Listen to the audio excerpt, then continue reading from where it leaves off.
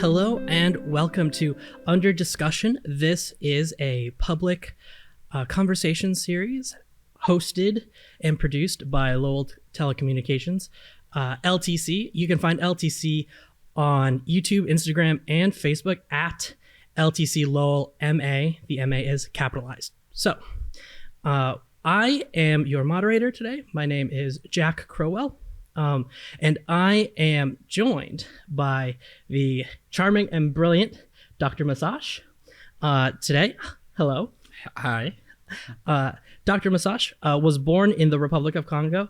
As a Fulbright scholar, he received his dual masters from Brandeis University's Heller School for Social Policy and Management in 2016. Founded the Nunga program, a social enterprise focusing on youth entrepreneurship, peace building, and leadership from 2016 to 2018 in the Congo. And he received the New Leaders Group Award from the Institute of International Education in 2018 and earned his PhD in Global Studies in 2022 from the University of Massachusetts, Lowell. And we're very honored and excited to be talking with him, you, tonight. So how are you doing tonight, Dr. Masachs? I'm doing well, and I want to say thank you so much for the invite and for such introduction. Yes, it's very exciting, and it's particularly exciting because of how fast we've put this together, and how quickly I was able to read your first book, The Power of Personal History, Turning One's Life Tragedies into Triumph. Which I believe was published last year? Yes, it was published before, I think a couple of days before my graduation, my commencement. And I can say from which I also was a keynote speaker. Wonderful. Yeah. Wonderful. I didn't know that you were a keynote speaker. Yes, I was, yeah. That's exciting. Yeah. We can dig into that as we go along. Okay, so I wanted to spend some time first getting to know you and talking about your book, The Power of Personal History, because I feel like it's so interesting talking to someone about their own memoir, because you sort of enter a conversation being like, oh, okay, I've read your entire life and you just learned my name. So sort of starting on different footings here. So I wanted to start with, what brought you to write your memoir, The Power of Personal History? Wow, I think that's a very good question, and it may be a tough one too. But I would say it's my mother. My mother did not finish high school. But she emphasized to me the power of personal history, and of course the power of education.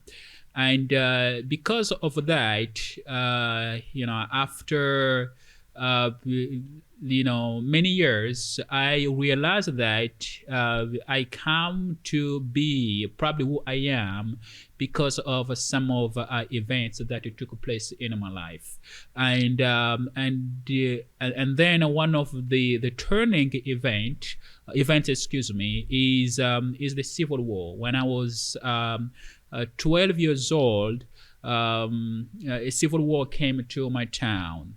And I left with my youngest brother. He was at time 1 year old, and my mother. So we walked long distances, and then it was quite a difficult moment, for my life, and I could not realize that one day I could be writing a book, not only about that but also about my journey, because I believe that our lives are made of stories, and we needed to own our stories. So part of me writing the book was to own my own story, but also to share my story with the world, with the rest of the people, with the humanity, and just to see that what makes us human beings. So for me, it was it was understanding how personal history defines us, influences our behaviors, attitudes, and it gives us, to a certain degree, what I call a center of gravity, without which we cannot be successful in life. So yes, so that's what brought me to write the my book, The Memoir of My Journey. Thank you. I'm really interested in this concept of finding a center of gravity as sort of a purpose in one's life. Do you find that everyone already has a center of gravity, or do you find that people are looking for a center of gravity as a grounding force, or some other notion? Could you speak to that a little bit more? Yeah, sure. I believe that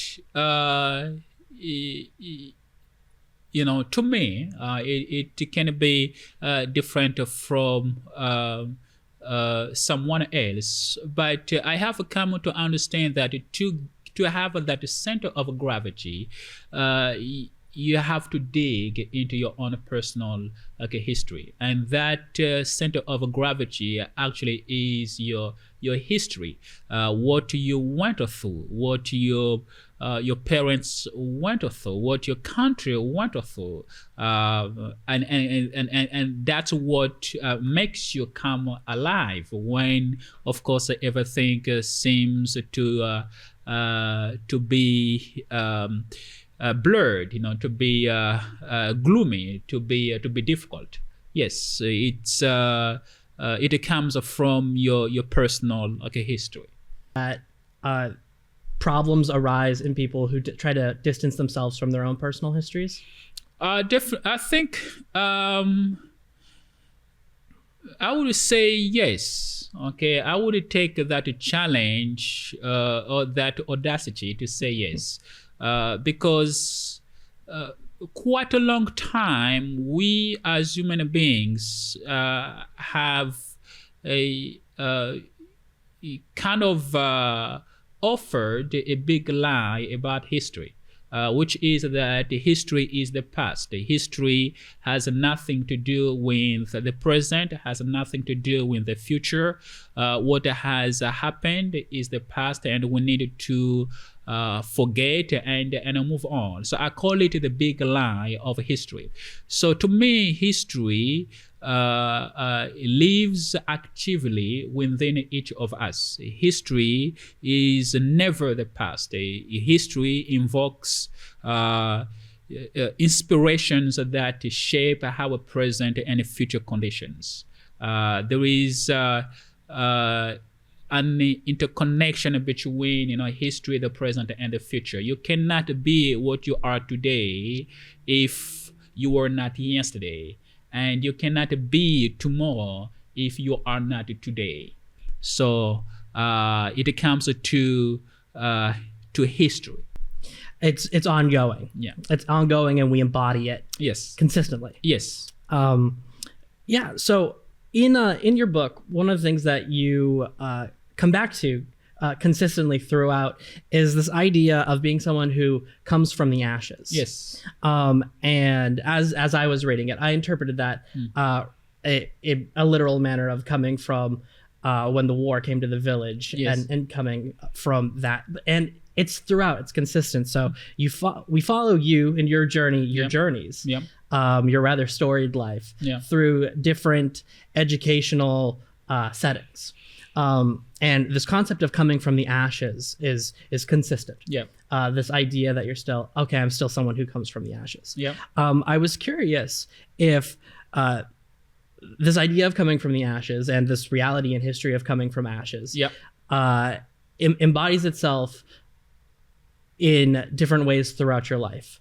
The literal sense, or if there are other ashes that come up every time you find yourself in a new setting. I was wondering if you had ever considered something along those lines, or if that doesn't make any sense at all. I'm not quite sure if I have understood your question, but I would say that ashes here it is in terms of coming from nothing. Okay,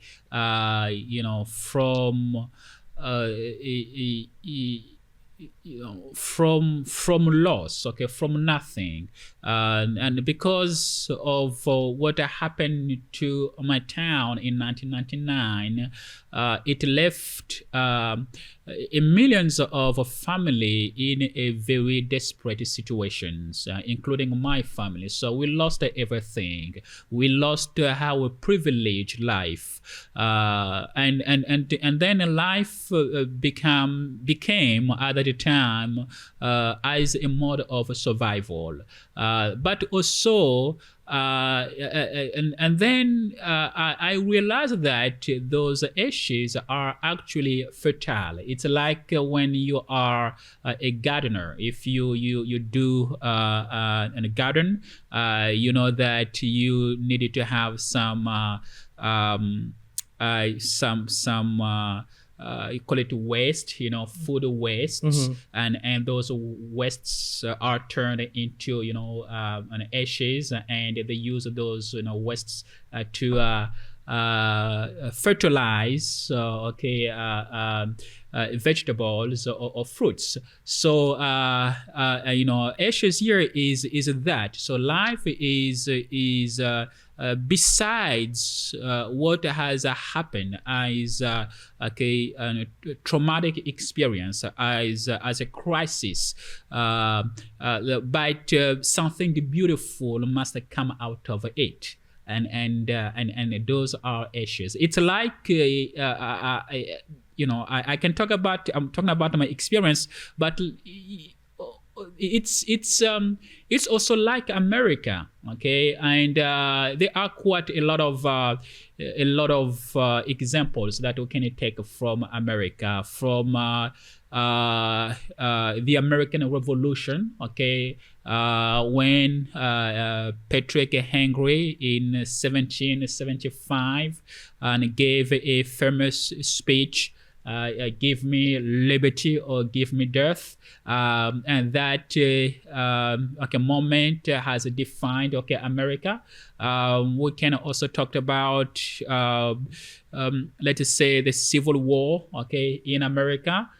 Those are ashes, okay, of America, but America has been able to turn those ashes to something beautiful, to something prolific, to something that can produce life, to something that can extend life. So to me, to come back to me, as I mentioned to that, it's the extension of life. It's not to shrink my life. It's not to be squeezed by what has happened, but is to be able to say, yes, this is where I am coming from. I am using it as a fuel to change the course of my life and why not of the community.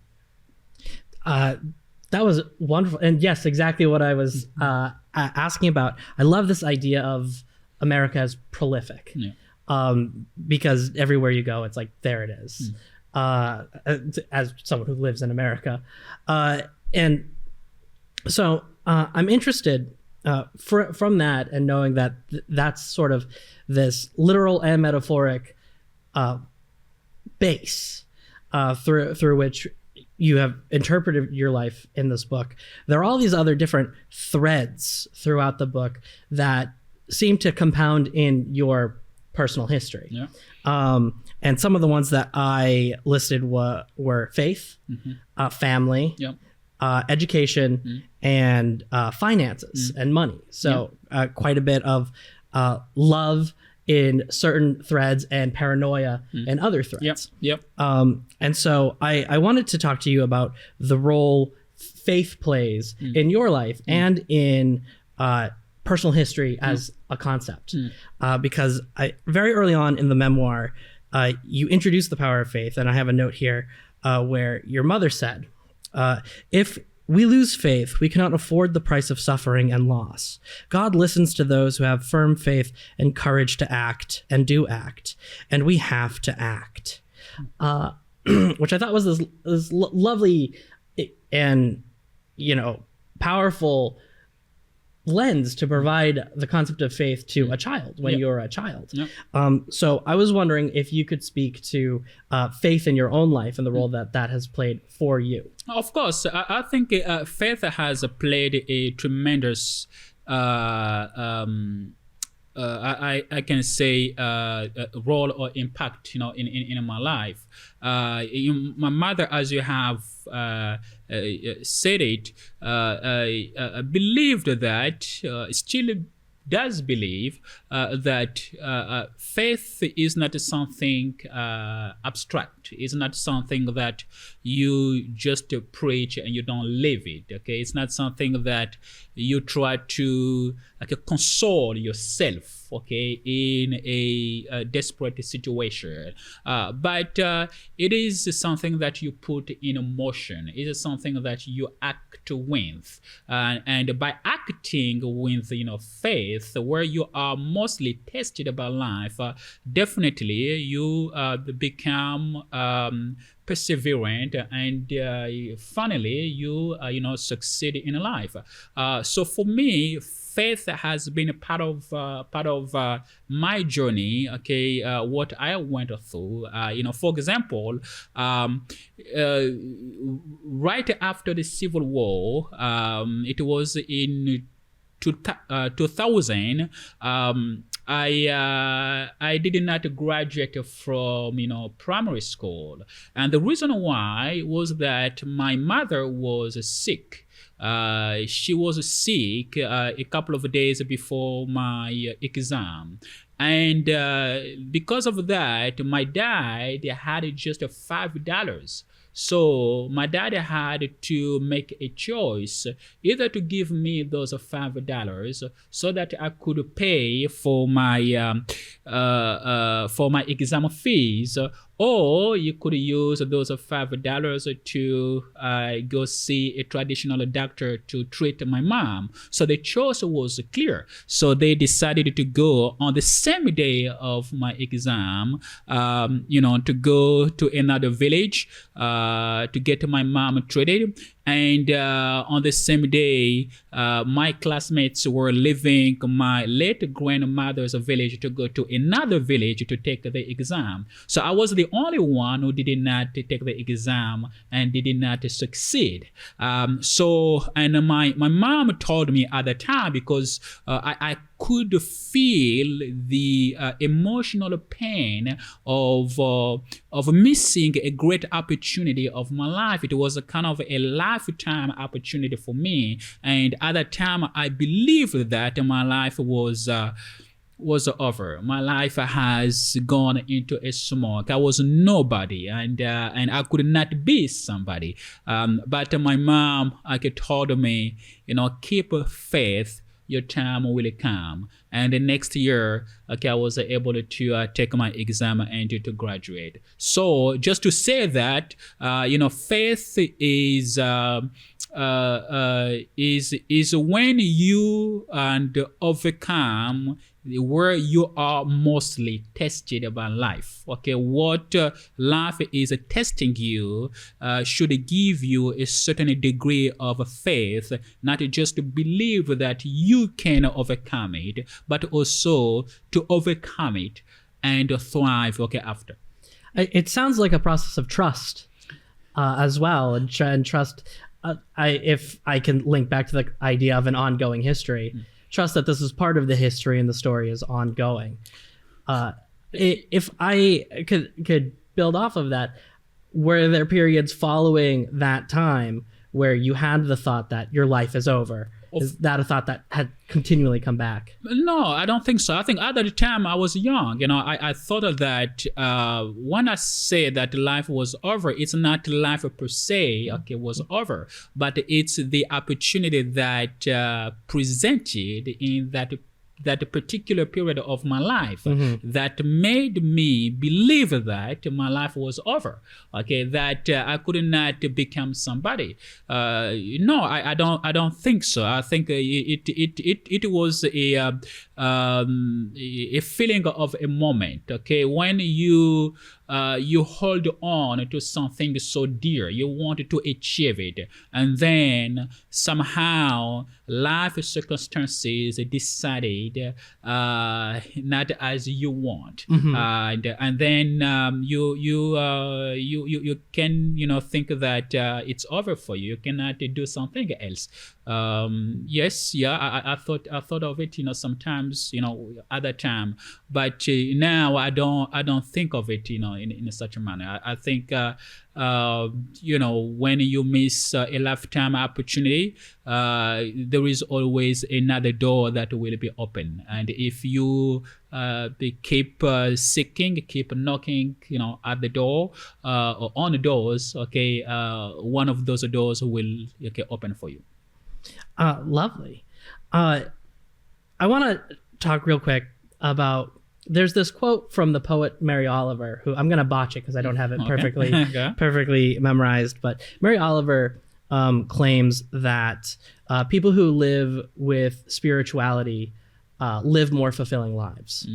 And I was wondering if you also believe that living spiritually adds a certain degree of fulfillment that would be absent without that spirituality, or if Mary Oliver is like, we don't know what she's talking about. So yeah, I think it would be a little bit tough for me to pronounce on that, and I hate speculating, but also we needed to look at the context in which the author said what he said, but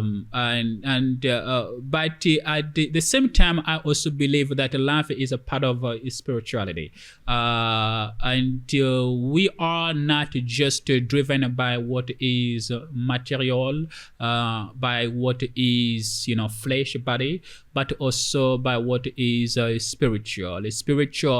I think it's how you connect with the universe, with the God, if you believe in a God, whatever. You can be Muslim, you can be Christian, Jewish, etc. But I think there is a degree of the connection between you and the spirit of the universe, and probably that's quite a lot of people do not have, but to say in terms of fulfillment of life as a spiritual human being, it's a little bit tough, but I can say it's a part of being fulfilled, or part of having a fulfilled life, in this life, if I can say it like that. Yes.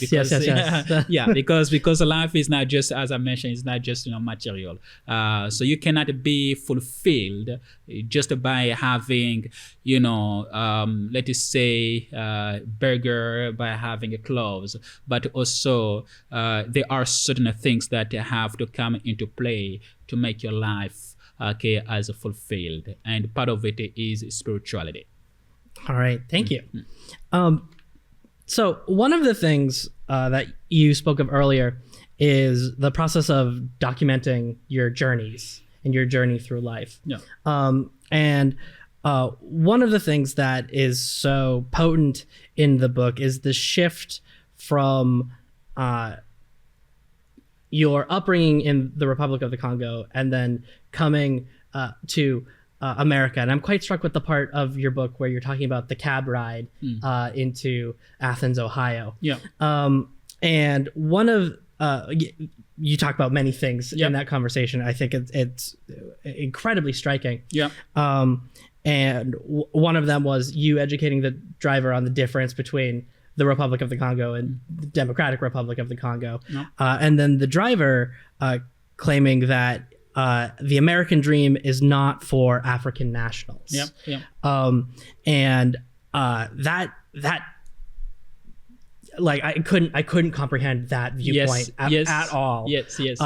So I wanted to ask you what your understanding of the American dream was when you were originally coming to America, and if anything has developed or shifted or changed, even from that one conversation with the cab driver. Yeah, that's a very interesting question. I think when I was coming to America, my American dream was my study. Okay, my American dream was I am going to get my master's. That's my American dream. My American dream was the possibility of what I could become or I would become, and of course the reality of what I could become. Okay, that was my American dream. So now the conversation with the cab driver, actually he was from Somalia. So he had been living in America for years. So he was speaking from his own experience. Okay, so he fled civil war in Somalia, I think in 1990 or 1991, something like that. So he was a very successful businessman back, in Somalia. He was, a lawyer, okay, as well. And then he found himself in America as a taxi driver. So as he was comparing his life back in Somalia and here, it was different, okay, but he also believed in his two daughters, because his daughters represented the American dream of his own. They were going to the school, and they were being very successful at school. But you told me that because when you said, the American dream is not for African nationals, it was from his own experience. Okay, it was my first day in America. I did not quite know what was going on in American society. Okay, all those subtle, I can say, barriers that people who look like me go through. Okay, but he also was very optimistic about America. He said that as long as you keep your eyes on the prize, America will give you what you want. America needs people who can take personal initiatives. America values the story of the poor, of those who come from ashes and make it to the top. So, and then he also mentioned that the American dream was not free. It was not a free lunch. And by the way, there is a saying in Japanese that goes like, I quote, Tada yori takai mono wa nai, which means that there is nothing expensive than something that is given for free. So even when you was talking about American dream not being free, it means that you needed to hustle for the American dream. You needed to believe that you can make it, and you make it. You don't need it to be turned around by what is going around you, okay, by what people can say about you. So you can see the conversation, it was a little bit contrasting, okay, in the way, because one way he's telling me, people like me you can make it here, okay, cannot live the American dream, and at the same time he's telling me that this is what America can give you as long as you do this, okay, as long as you focused. So you can see it was quite interesting, but he was speaking from his own experience, and of course probably from other African nationals experience experiences as well. It sounds like an intense conversation to have your first day. Yeah, of course. Like one of your first conversations you have when you get in the country. Yes, it was intimidating. Okay, intimidating. Excuse me. Because when you come to America, or before you come to America, you have all these glamours about America. It's a land of opportunity, and as long as you work hard, this is what you will get. There is no another narrative, another story about some struggles, about some challenges, about some adversities that immigrants go through. That African immigrants go through, or any immigrant go through. So there is always a narrative that presents immigrant succeeding, but not telling how much they have failed to be where they are. Mm-hmm. Okay. In the end, you see the successes. Yes, of course. You don't see every arduous step you have to take along the journey. Yeah, of course, yes. Wow. Man, and on your first day, well, you must be a quick study. Of course it was. Of course it was. So, in your book, one of the things that really struck me was you have such a memory.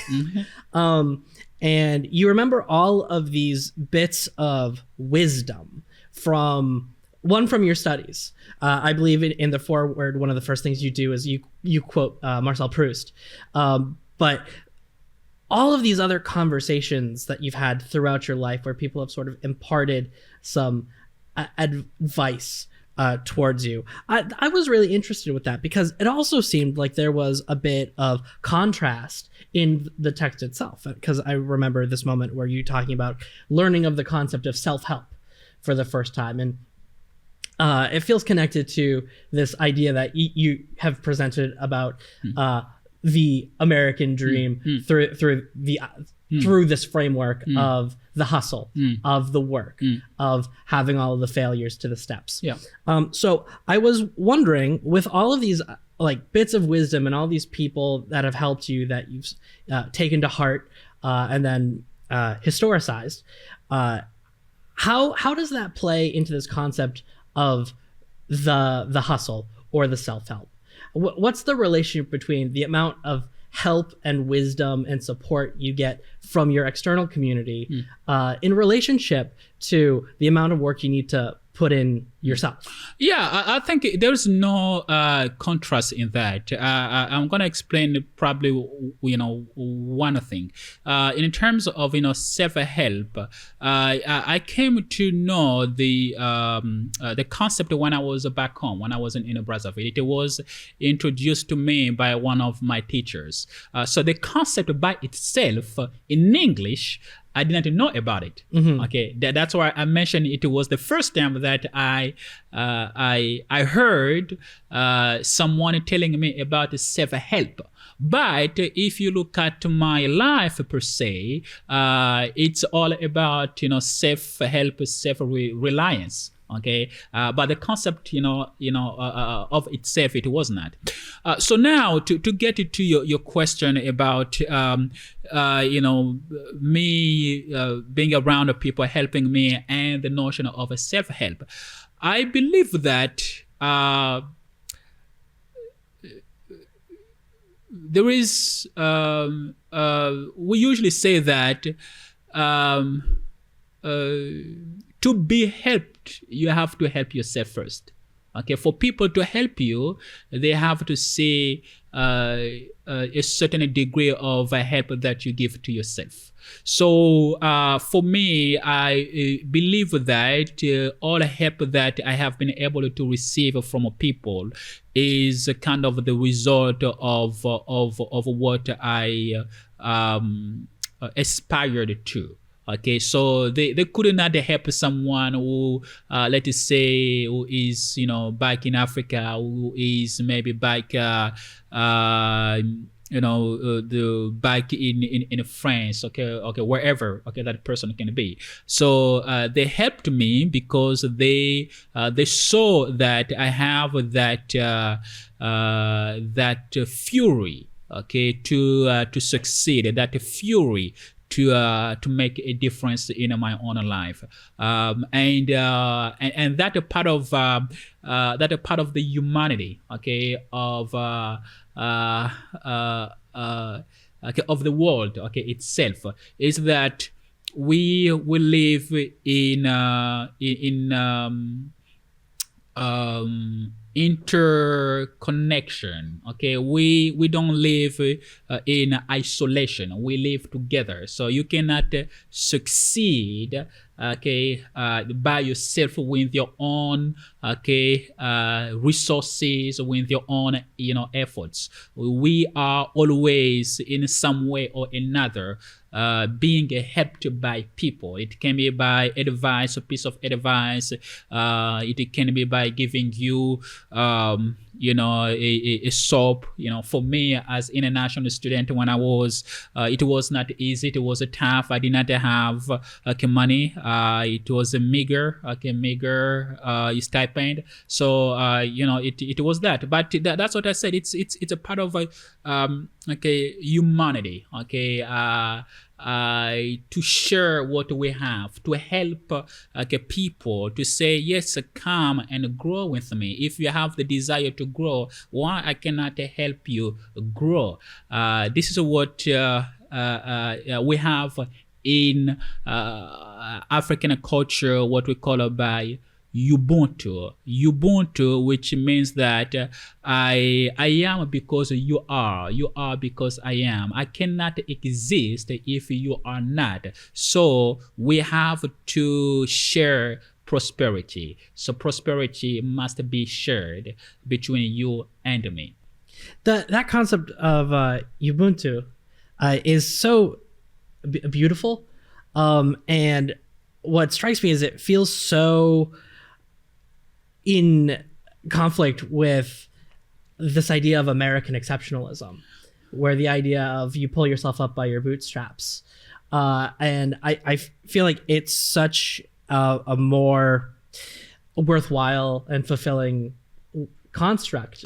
I wouldn't say that there is a contradiction there. I think what I would say, of course, you pull yourself, but as long as you do so, you don't need to do so at the expense of others. You don't need to succeed by destroying others. Yes. You don't need to succeed by crushing everyone who is around you. No, you succeed even if you succeed with your own efforts, with your own resources. You can still extend your success to other people who also wanted to succeed like you, maybe not better than you, but who wanted to do something better in their own lives. Yes, constructive, not destructive. Yes. Wonderful. So sort of building off of that, one of the things that comes up several times throughout the memoir is this sort of almost like lecture you seem to have received throughout your life about this stereotype of African scholars leaving Africa and then never returning to help build up the infrastructure and communities there. And it seems to be a driving power for you in this book to prove that stereotype wrong and to return and help build up the community. And one of the things that struck me in reading the book is when you do return and visit your family, one of the things your mother asks it, or your family, I don't remember which of your parents ask, are you going to get a job? And you say, I don't want a job. Yeah, it was my mother. Your mother. Okay, thank you. And then you set out and you constructed the Nunga program, which we talked a little bit before we got on the on mic. So I was wondering if you could talk about that process. Yeah, I think the process it's quite tough. It does apply to any to any immigrants. So I would say it in two ways. Okay, let me start with me first, and then I will extend it to another aspect. So for me, it was a kind of an urge, a desire to build something out of everything that I have received as education. So I did not want to get a job. I wanted to be part of job creation. I wanted to be part of social the impact creation. And even when the small means, I wanted to build something. Okay, so it was not easy because as a returnee, okay, to your country, you are faced with a lot of challenges. People expect a lot from you, and then sometimes you can see the disconnection between you and your own country. So you become kind of a stranger or a foreigner, okay, in your own culture, okay, as well. But beyond that, I was determined to do something. I saw problems as opportunities, to create something entrepreneurial. And yes, that cliche that you have mentioned, it's a part of the narrative, okay, that a lot of people do not go back to their own countries to build the country, their own countries, particularly African immigrants who have been living in America for quite a long time, but part of it is because also there is no exposure of and how many Africans who have lived in the diaspora or still live in the diaspora are doing incredible work, back in their own countries. For example, in Nigeria, you look at what is going on in Nigeria. They are doing incredible work. You look at Kigali, Burundi, Kigali, Rwanda. Okay, they are doing quite a lot of work. Though that there are some people are staying here, but still they are investing back in the countries of origin. And which brings me to my second aspect with respect to your question. Lowell, this small town, Lowell, was named after, correct me if I am pronouncing his name wrong, I think Francis Robert Lowell. And the story goes like this. It was in the 19th century. Okay, you went to England, Lowell. You went for, I guess, discovery, exploration, just to visit, and you saw what was happening in England, and with respect to industrial revolution, and then what you did, you learned by seeing, you learned by jotting down what you saw. And then when you came back to America, you put in place a new manufacturing system in America. It was for the first time that America was on the path of industrial revolution. And so Lowell, this small town, they gave the opportunity, to America, or to American, cities, to embrace, industrial revolution. So what does it mean? It means that returnees, those who travel, immigrants, when they come back, they have new ideas that can revolutionize, the communities, and that's the beauty, of immigrants, of traveling, living in the diaspora. And yet it's a little bit let me say, quote unquote, a shame to see that in the context of Africa, it's not being narrated, is not being told. Yeah. That's a fantastic point. And a really clever and solid analog. Sort of progress is global. And it comes back to the idea of social communities being mutually constituted, and everyone brings each other up. Wow. How did you decide on what you were going to study? I don't know. Maybe by, first of all, I got to 2 masters at the Brandeis University as a Fulbright scholar, one in conflict studies, another one in international studies.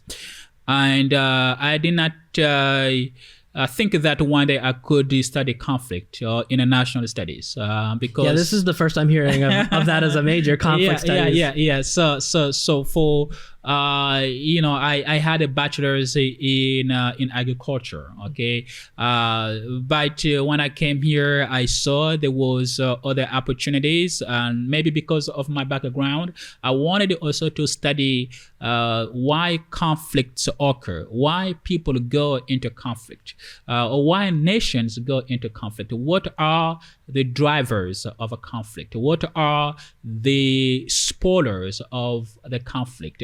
Who is pulling the strings, okay, to make a conflict, okay? So I really wanted to understand that. I also wanted to understand the intersection between development, economic growth, peace, stability, diplomacy, because I really wanted to be part of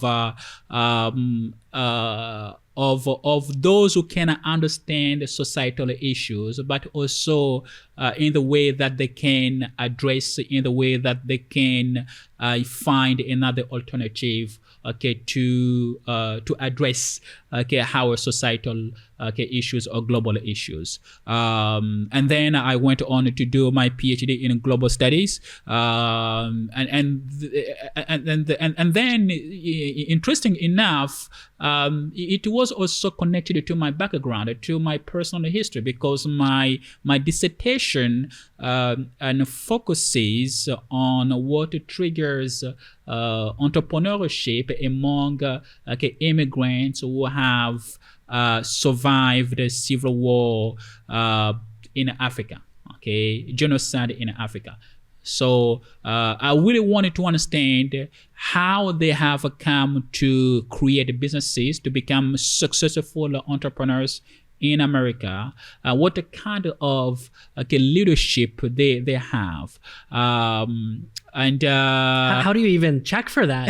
How do you even look for that in other people? Did you have a theory that you were going off of? Did you have a research framework? No, I think it came out of 2 things. Okay, one, as I mentioned about my history. Okay, looking at African continent, living, going through, civil war, and 2, because of academic research studies. Most of these studies don't talk about immigrants from Africa creating businesses in America. So most of the time there has been less interest about these immigrants. So for me, it was interesting to give a kind of a spotlight on these immigrants, and of course to contribute to the body of knowledge in terms of immigrant entrepreneurship. Yes. Man, that's really interesting. Wow, and it's so specific in particular. When did you defend your dissertation?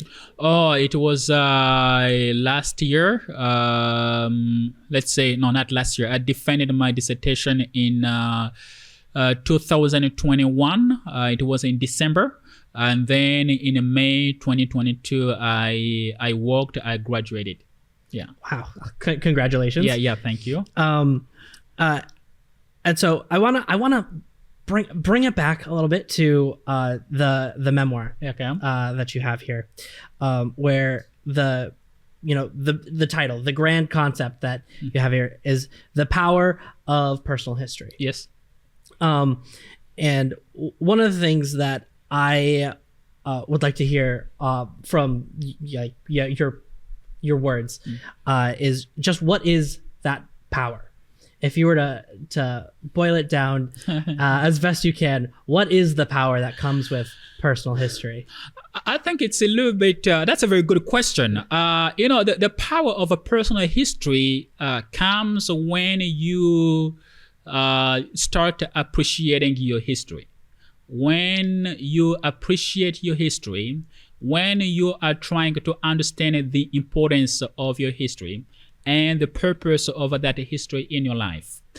And I believe that when you become aware of your history, you find out two things for yourself. One, you know what to avoid doing. Two, you develop the inward drive and the tenacity to carry out what you do and can do. And that's where comes the power of a personal history, because you own it. You do not. You are not ashamed of what has happened to you, whatever that history can be, because a history is, what is a history? So I am also an instructor, a teacher, so we can, dissect, just the concept of a history. So it's a collection of life events, we can say about a history. So when you are aware of what is going on in your life, what has happened and how it is affecting your life now, and probably how it will affect your future, then you become aware of it. Then you understand the importance of it. Then you understand the purpose of it. And then you can make a great difference in your life. And this is applied not only to individuals, people like you and me, but also to nations. Nations that are great are nations that are aware of the history. They know where they are coming from and how they can define the future based on what they are coming from. And I'm going to finish on this regarding your question. Today, we are talking a lot about space program. But in the 1960s or 1960, there was one man in America. His name was Jeff Kennedy. John Kennedy. John F. Kennedy. He gave a speech on we choose to go to the moon. And the other time, a lot of Americans did not realize the importance of that speech, that program. But today we can say that a single event still shapes, defines America. That's the power of a history. Well, yeah, there's so much in that, and I love this concept of understanding one's personal history allows one to work through, in your word, shame, and so understanding yourself as an ongoing process of developing pride in oneself. Yes. And then opening it up to nations itself. Yes. Which is something that I think is very important today, because Yes. I think America is currently in the state of constantly trying to erase any history that might be unseemly to powers in charge. But it also reminds me of the current mindfulness movement of just sort of slowing down and paying attention to what you are feeling, what an individual is feeling at any given moment, and identifying an emotion or a thought or idea in a way that allows a person to process it and move forward to allow them to grow rather than constantly having this internal dialogue that's keeping someone back.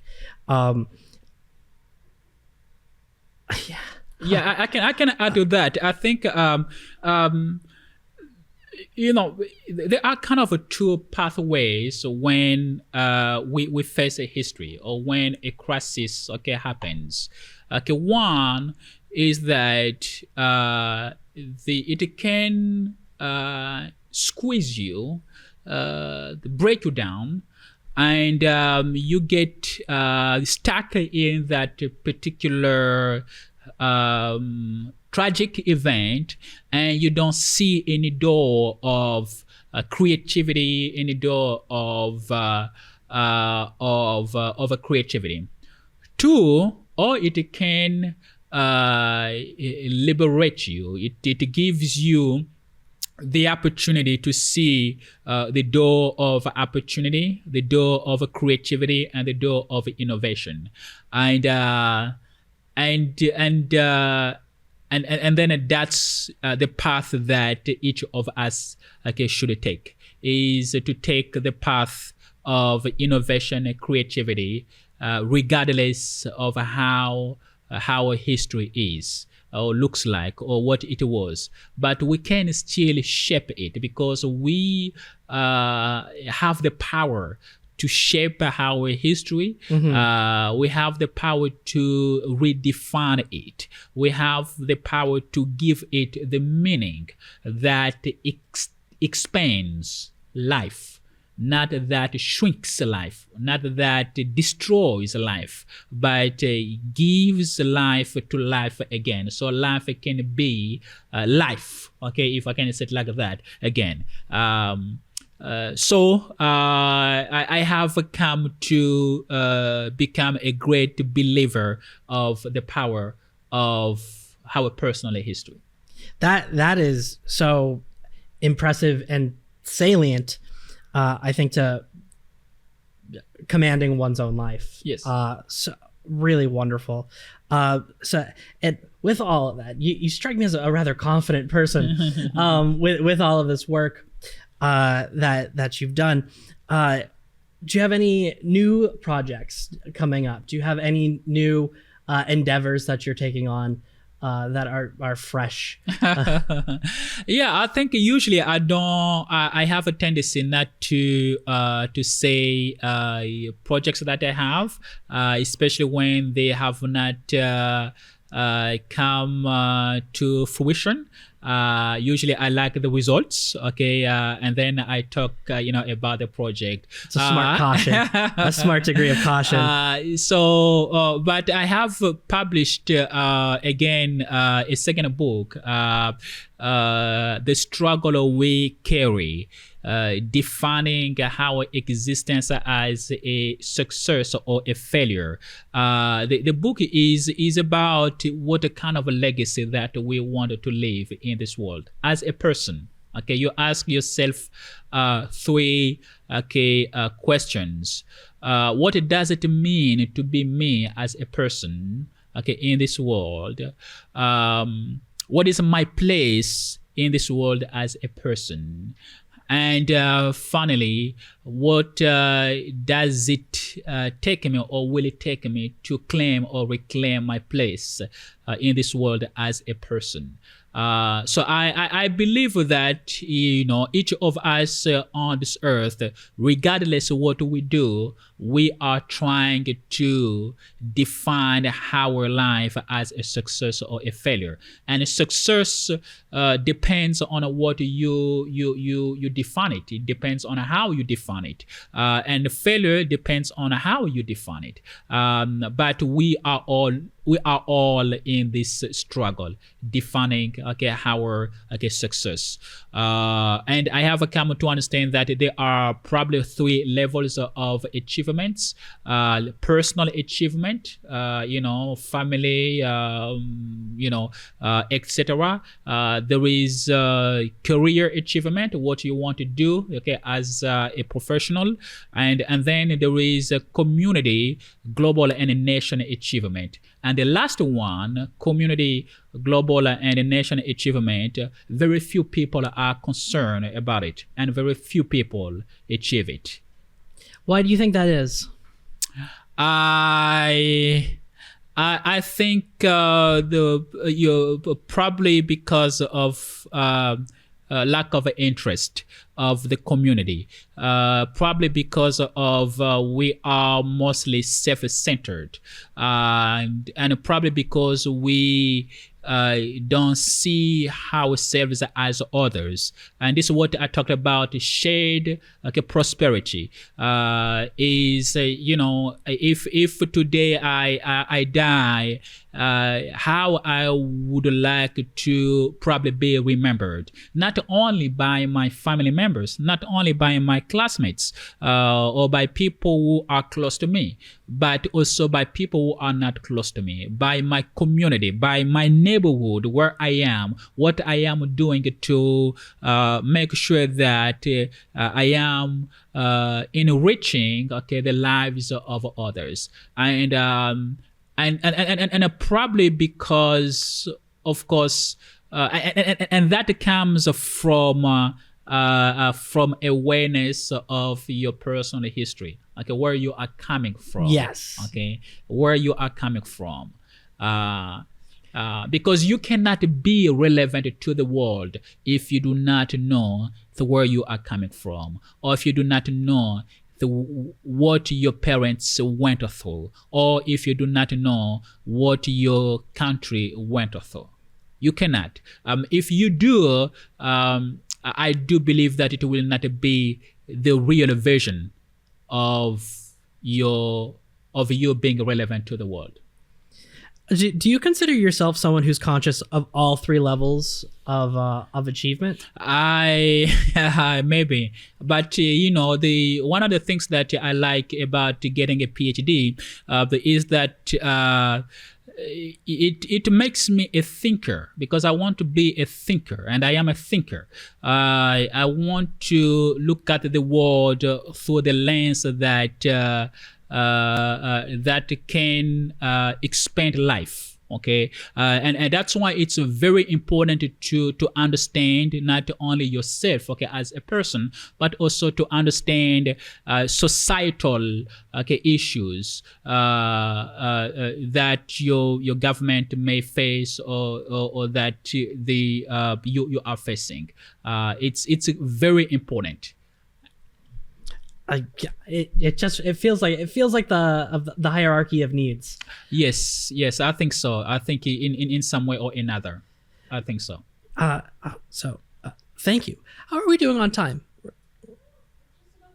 Oh, just about there. Okay. Do you have any final thoughts you'd like to share about the power of personal history, or the life lessons you've come to impart? No, I think nowadays there are quite a lot of people who are giving life lessons to other people. It has become kind of a culture nowadays, and I don't think that I am in a good position to do so. What I am in a good position to do is a kind of to share some of the knowledge, and then my final thoughts would be that history is not the past.